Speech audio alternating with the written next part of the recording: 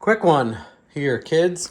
So, obviously the sniper stuff is coming next, and we got a bunch of other things to do, but I want to break down the kit. I'm consolidating the boxes and wiring and stuff, and I got my adapter from being a moron and getting the wrong one, but to be honest, the single barrel unit is really what I saw a lot of interest in. I was like, man, that's cool. Like single barrel, I can put this, when I'm done screwing around with the Fairmont, I can put this on like the lawn tractor. So I was like, I'm going to crack open this thing and see how easy it is, or how intuitive anyway it looks to me.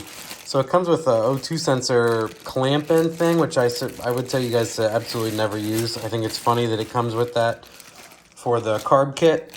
They're like, here, just booger this thing on there and clamp it in. Don't do that. It comes with the 3.5 for the sniper, which I forgot you also get. Like the whole screen thing for the Terminator kind of stemmed out of the sniper, making it easy for people to program. So that is also cool. 2-barrel gasket, instruction manual we're going to skip for now. It comes with an IAT sensor. It has this guy in there. It has this harness, and it has this harness. And O2. I'm sorry, I don't know if I said that. So looking real quick, I'm like, this is the power harness and ECU harness, and this is IO is my assumption. And I was like, all right, battery ground, fuel pump, and this is probably key on 12 volts because that's how a lot of the old carbureted stuff or knowledge base works, just like that. And then this is more than likely ignition input, and yellow is something else. Who knows? And roughly that's about it. So I wanted to quick power it up for fun on the bench and check out, see how it all works out. Why not? See if it powers up and screw around. Show you guys what I think. Oh, it also came with this. I don't want to, I don't want to misinform you guys. You certainly get this with the kit also. So that's my story. I'm sticking to it. Oh, hey there, bud. So I got AC adapter there, 12 volts, half an amp.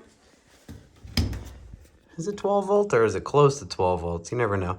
It says 12, half an amp, 6 watts. Plug it in there.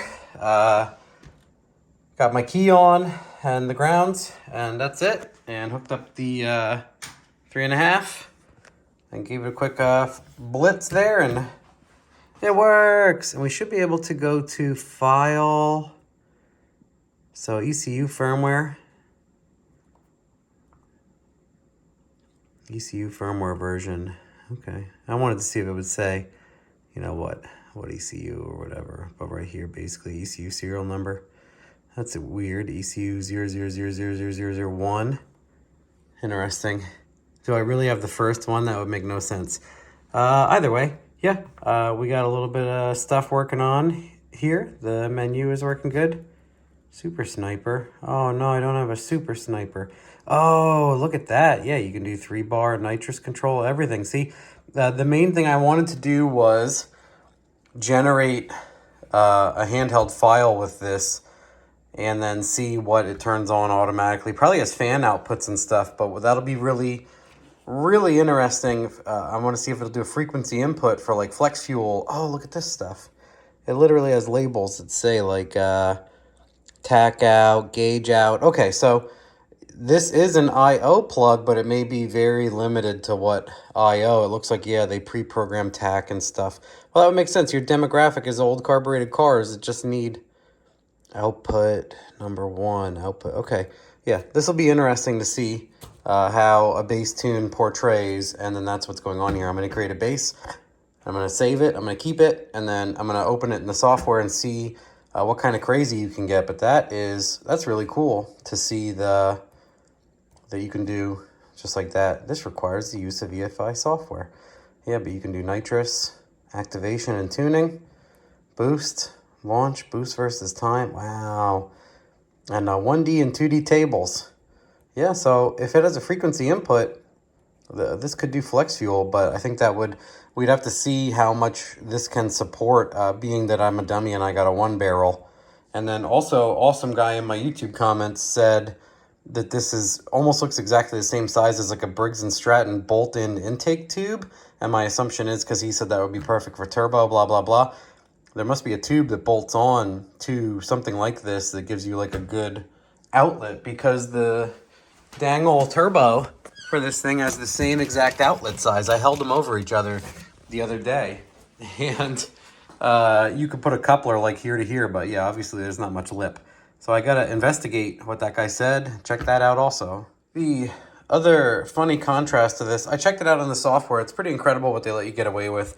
There is not definable inputs for like a flex fuel sensor. There is a surprising amount of capability. It looks like they all have a inboard or onboard, you would say, built-in 2.5 bar map sensor. That can't be changed. But other than that, you can see there's the little injector. So this is the fuel in and out. This is the regulator built in, and that the input and the regulator just sit on the head of the injector.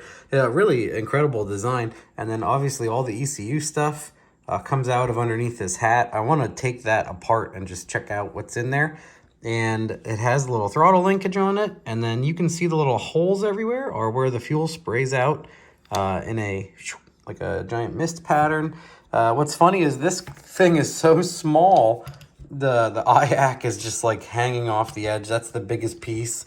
And it's funny that all this is jammed on here, and the idle air control motor is just so gigantic. But what I saw was this little injector in here, and I want to take it out and see if it's a standard size. So this is 100 pound in the software. You choose, this is like the Autolite 1100. It doesn't even say 1 barrel. It's just like an Autolite 1100 carburetor size. And you can only choose a maximum of 2,000 cc's.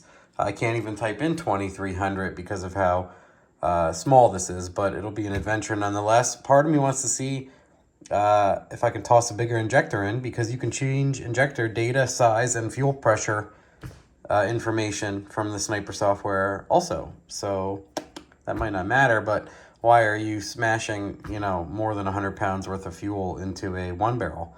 That's for the court to determine.